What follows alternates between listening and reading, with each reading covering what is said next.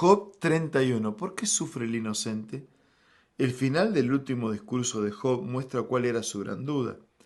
Él le pregunta a Dios si hizo algo incorrecto y después de decir una vez más que era inocente, suplica que el Señor hable con él y le muestre la razón de su miseria. Con una lista de pecados en mente, comienza a revisar su vida, mostrando que dio lo mejor de sí y que ciertamente no podía ser acusado de nada.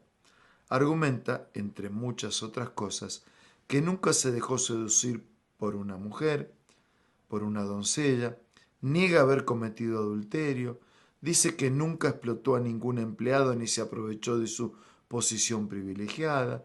Él tenía una clara noción de que Dios ve todas las cosas y llama a las personas a responder por sus actos.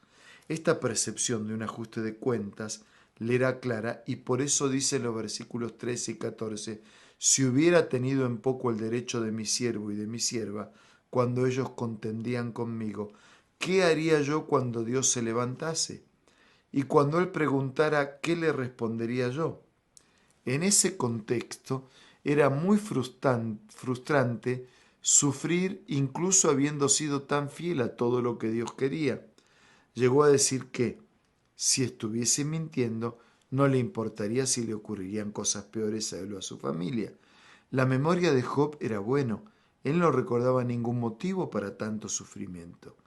Una vez más, logramos ver claramente que la pregunta es la misma que nos hacemos muchas veces.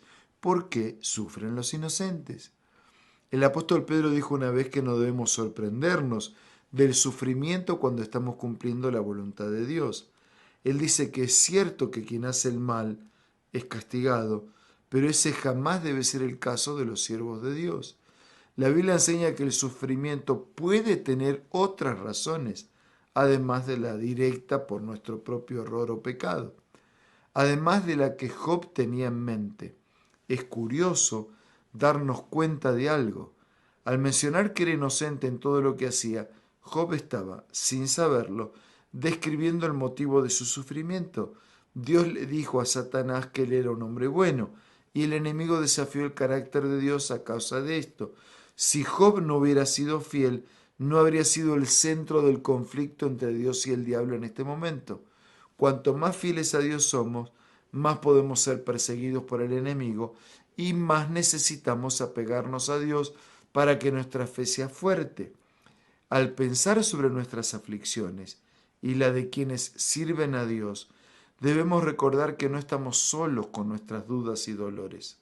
A veces, los inocentes realmente sufren, pero al recordar eso, podemos mirar a la muerte más cruel de la historia.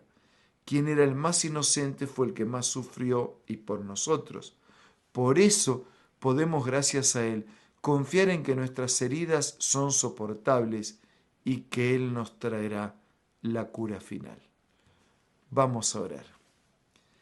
Querido Dios, gracias por Jesús nuestro Señor, Salvador, Restaurador, Consolador, por quien originó la vida, por quien la mantiene a pesar de nuestros pecados, ha prometido restaurarnos del pecado y cuando enfrentamos el sufrimiento, no importa la causa, directa por lo mal que hemos hecho o indirecta por la existencia del mal y del pecado, ayúdanos a aferrarnos más, a pegarnos más a ti, a confiar, a depender más, a hacer tu voluntad.